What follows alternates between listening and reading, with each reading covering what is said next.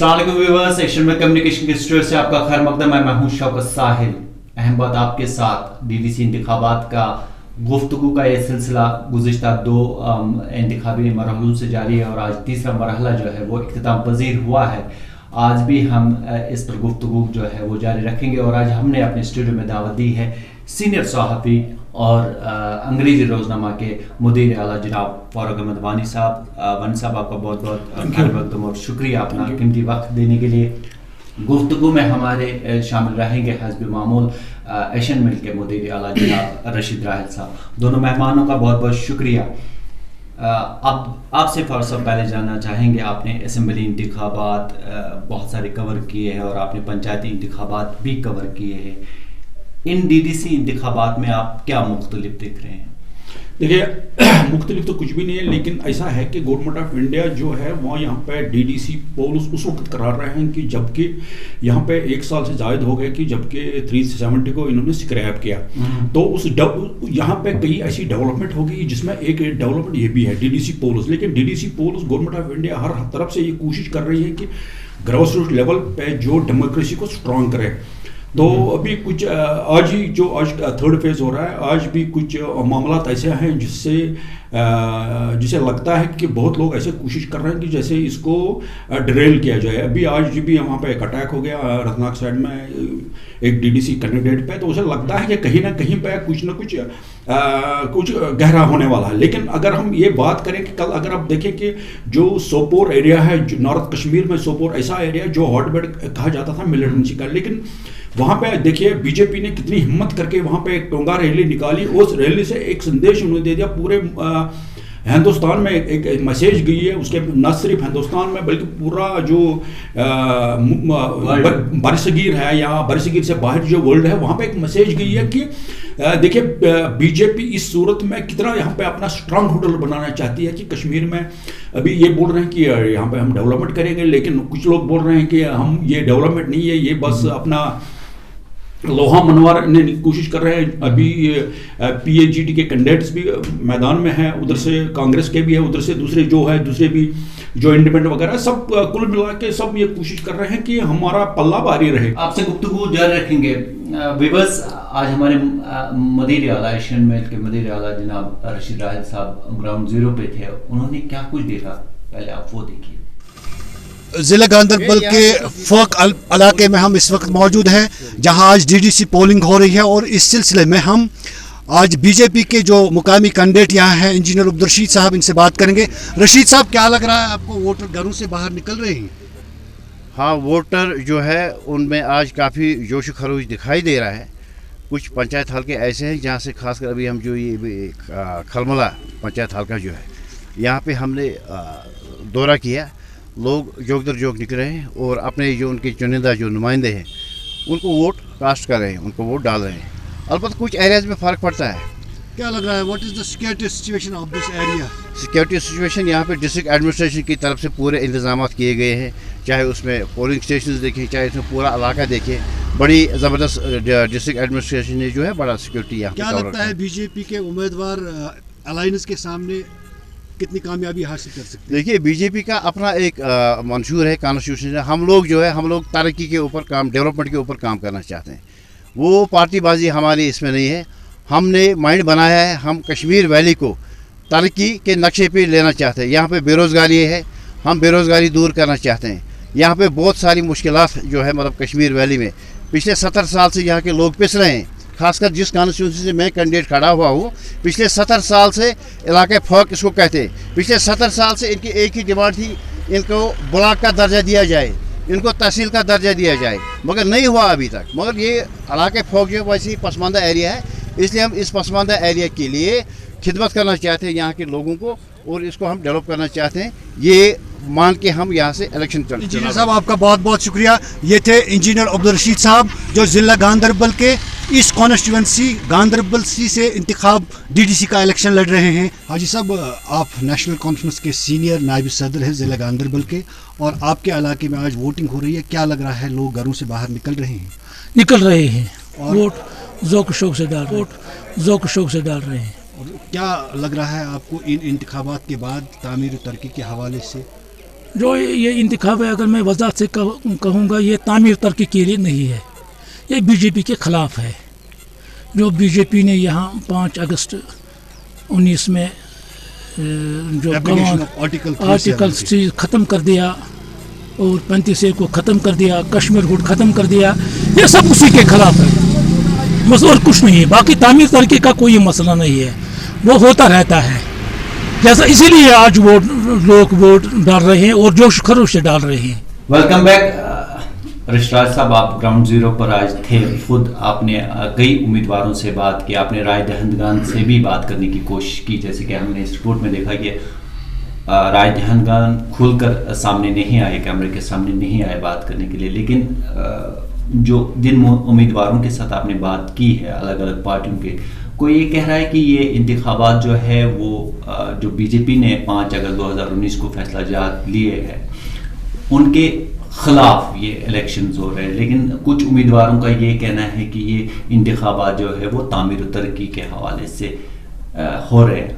आपका इस पर क्या तजरिया है? देखिए शौकत साहब, जहाँ तक मैं ग्राउंड जीरो की बात कर रहा हूँ कि आपने वो देखा है कि मैंने कई उम्मीदवारों से बात की, कई वोटरान से बात की, लेकिन एक बात मुझे सामने आई कि वोटरान खुलकर बात नहीं कर सकते हैं। कहीं ना कहीं वोटरान में खौफ है, वो कैमरा के सामने आने से डरते थे। जहाँ तक उम्मीदवारों और मुख्तलिफ अलायंस या पार्टियों के कार्यकर्ताओं या वर्करों या अहदेदारों का ताल्लुक है, अलायंस के एक सीनियर अहदेदार जो जिला वाइस प्रेसिडेंट है नेशनल कॉन्फ्रेंस के डिस्ट्रिक्ट गांदरबल में, उन्होंने कैटेगोरिकली हमारे साथ बात की और ये कहा कि ये विकास या तामीर तरक्की के लिए लोग घरों से बाहर नहीं निकल रहे हैं, बल्कि लोग सिर्फ इसलिए बाहर निकल रहे हैं, ये बीजेपी को ये संदेश, मुल्क को ये संदेश देना चाहते हैं कि जो 5 अगस्त 2019 को आपने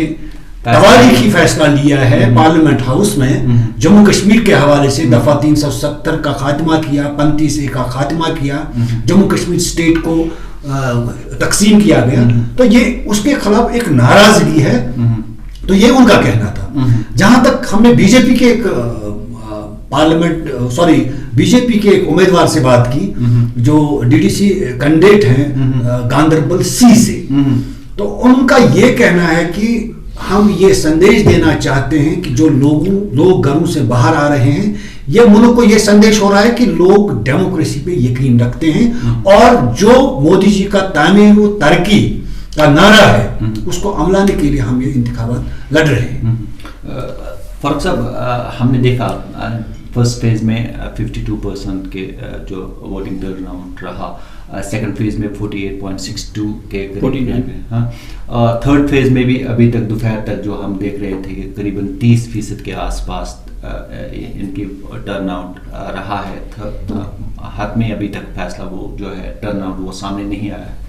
किस तरह देखते हैं लोगों की पार्टिसिपेशन? देखिए, ये अगर टर्नओवर देखा जाए, ये सिर्फ कश्मीर का नहीं है, ये जम्मू कश्मीर का है। तो ये 2 पार्ट जो है, जम्मू और कश्मीर का 2 प्रोविंसेस है, यहाँ पे एक नैरेटिव चलता है और जम्मू में दूसरा नैरेटिव चलता है। इसको अगर हम ये देखा जाए कि अब लोग कैसे क्या आ रहे हैं, हम अगर हम बात करें कश्मीर की में, तो कश्मीर में डिफरेंट सिनेरियो डिफरेंट है। यहाँ पे भी हाल ही में LG जो है वो भी यहाँ पे बदले गए। तो गवर्नमेंट ऑफ इंडिया को लगता है कि कहीं ना कहीं हम इसकी तरफ, कश्मीर की तरफ या जम्मू कश्मीर की तरफ एक ऐसा तवज्जो दे दे जिससे यहाँ पे हर हालत में, जैसे यहाँ पे प्रीवियस जो भी गवर्नमेंट, पॉलिटिकल गवर्नमेंट रही है, तो उनकी वजह से यहाँ पे लोगों में काफी गुस्सा गम है और उन्होंने क्या किया है काम, उन्होंने यहाँ पे डेवलपमेंट के ज्यादा की तरफ ज्यादा तवज्जो नहीं दी, लेकिन उन्होंने दूसरे कामों की। राज साहब, आपको लग रहा है कि नई दिल्ली डीडीसी इंतखाबात मुनक्कद करके यहाँ के अवाम के दिल जीत सकती है?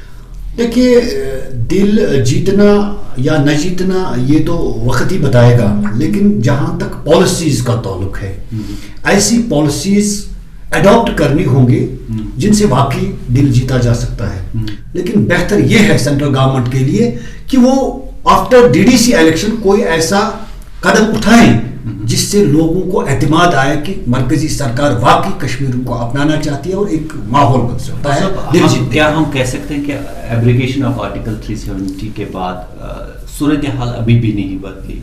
क्योंकि हमने देखा कि सागम कोकरनाग में डीडीसी के एक उम्मीदवार को नामालूम मुसल्ह अफराद ने गोली मारकर जख्मी कर दिया। अभी भी कहीं ना कहीं वो शोरिश है जिसको देखिए जब तक मेरा ये मानना है, जब तक दुनिया है, जब तक कश्मीर है, तब तक ये यहाँ से ऐसा मसला कभी जाएगा नहीं। तो ये तो छोटे मोटे इक्का दुक्का वाक़ा तो होते रहेंगे। देखिए अगर हम बात करें अफगानिस्तान की, मेरा बुनियादी क्वेश्चन है कि क्या इसको एड्रेस करने की बात सुनिए, मैं वहीं पूछा मतलब आपका जो मुद्दा है मैं उसी मुद्दे पे आ जाऊंगा। देखिए अगर हम वर्ल्ड लेवल पे देखा जाए, अगर हम अफगानिस्तान की बात करें, अभी 50-60 साल से अफगानिस्तान का मसला चल रहा है, लेकिन अफगानिस्तान का मसला जो का तुम है, कहीं भी कुछ नहीं। उसके बाद अगर चचीनिया वगैरह जितने भी है दुनिया में अगर देखा जाए, अगर हिस्ट्री हम पढ़े तो अगर हिस्ट्री पढ़ के भी हमें ये पढ़े तो उसके बाद हमें यह लगता है कि ये कश्मीर है, इसमें कभी स्टेबिलिटी रही नहीं है। और एक बात और, दूसरी बात यह है कि कश्मीर में आज तक कश्मीरियों ने राज नहीं किया। जो हमने पढ़ा है, हमने सुना है अपने बुजुर्गों से, लेकिन हमने खुद भी पढ़ा है। तो कहीं ना कहीं ये जो है, ये मसला जो आपका मुद्दा है वो ये तो मतलब हटेगा नहीं। लेकिन एक बात अब जरूर एक है, देखिए यहाँ पे अब गवर्नमेंट, सेंट्रल गवर्नमेंट जो यहाँ पे कोशिश कर रही है कि किसी तरीके से भी यहाँ पे ऐसा करें कि यहाँ पे जो यूथ है उनको इन्वॉल्व करें। मतलब ऐसे उनके लिए कोई ऐसा राह निकाले जिससे यूथ ज्यादा से ज्यादा ऑब्जर्व हो जाए। और उसके बाद यहाँ पे ऐसा इस किस्म का ऐसा है, क्योंकि यूथ जो है ना वो नेशनल बिल्डिंग में बहुत काम कर रहे हैं। देखिए मैं खुद भी लिखता हूँ, मैं लिखता हूँ, लेकिन एक बात जो पॉलिसीज की बात की ना कलामी राहिल साहब ने कहा कि गवर्नमेंट ऑफ इंडिया को एक कुछ मजबूत पॉलिसीज जो है वो अडॉप्ट करनी होगी, सो दैट कि इसको एड्रेस किया जाए, यहाँ इस्तेकाम लाया जाए हालात को।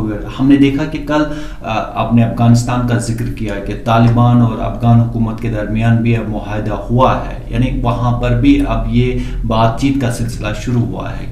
क्या आप चाहते हैं? देखिए अभी आज का दौर ऐसा है कि आज के दौर में जो आम लेवल के लोग हैं, जैसे कॉमन मैन, जिसको कॉमन मैन कहा जाए, लेकिन वो ये कॉमन मैन यहाँ पे सिर्फ पीस और पीस चाहता है, ये वो वायलेंस के बारे में तवज्जो नहीं। अब गवर्नमेंट ऑफ इंडिया को कौन सी पॉलिसी करनी चाहिए, उसके लिए पॉलिसी मेकर्स है और जो गवर्नमेंट ऑफ इंडिया के पॉलिसी मेकर्स में थिंक टैंक्स है, उनको हर तरफ से सोचना चाहिए कि हम कौन सी ऐसी पॉलिसी करें जिससे लोग I should say like the youth should be involve in those policies. देखिए उन्होंने क्या किया काम, यहाँ वो इंडस्ट्रीज पॉलिसी करें, जैसे कई और यूथ रिलेटेड जितने भी मतलब है पॉलिसी उनको क्रिएट करके यहाँ पे एक बड़ा चंक जो है ना यूथ को एब्जॉर्ब। देखिए यहाँ पे कश्मीर में अगर इंडस्ट्रीज का के लेवल की बात करें, यहाँ पे जो विंटर है, विंटर में तो यहाँ सब कुछ खत्म हो जाता है। कोई यहाँ पे मतलब देखिए हमें घरों में आज की डेट में शाम को रोशनी नहीं मिलती है, तो इंडस्ट्री की तो दूर बात है। लेकिन गवर्नमेंट ऑफ इंडिया को कुछ ऐसा सिस्टम करना चाहिए जिस सिस्टम से ये कुछ करे कि यहाँ पे ज्यादा से ज्यादा। उसके बाद देखिए एलजी गवर्नमेंट, यहाँ पे एलजी गवर्नमेंट चला रही, एलजी साहब को ऐसा चाहिए कि this is I am just through this media, I just want to tell mister Sehna, just assess the situation and tackle the bureaucracy. One of the bureaucracy is tackled, so they will show some sort of concern to the grievances of the people. Once the grievances are addressed, then the circumstances will create in such a way so that people will feel sigh of relief.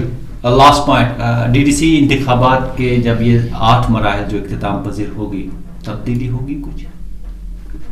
उम्मीद पे दुनिया कायम है, दुनिया पे उम्मीद कायम है और यही उम्मीद की जा सकती है कि तब्दीली आ जाएगी। आपका क्या कहना? देखिए मैं ये मानता हूं कि डीडीसी पोल्स एक जस्ट बिगिनिंग है, अभी बहुत कुछ होना है। बिगिनिंग ये मतलब है, देखिए अभी पॉलिटिकल सिस्टम ऐसा बना रहा जा रहा है, हो सकता है कल को यहाँ पे असेंबली के इलेक्शन हो जाए, असेंबली से यहाँ पे स्टेटहुड को वापस मिले, असेंबली के इलेक्शन हो जाए, या स्टेटहुड ना मिलती है तो भी यहाँ पे इलेक्शन होने वाले। उसके लिए एक ग्राउंड पे एक ग्राउंड बनाया जा रहा है, जिसकी वजह से हो सकता है कि कल को ये इलेक्शन, असेंबली का इलेक्शन करे। गुफ्तगू का सिलसिला जो है अगले जो 5 मराहल है उसमें भी हम जारी रखेंगे। अपने मेजबान को दीजिए इजाज़त। नाजरीन, अगर आपको हमारी प्रोग्राम पसंद आए होंगे, बेल निशान पे बटन दबाकर हमारी चैनल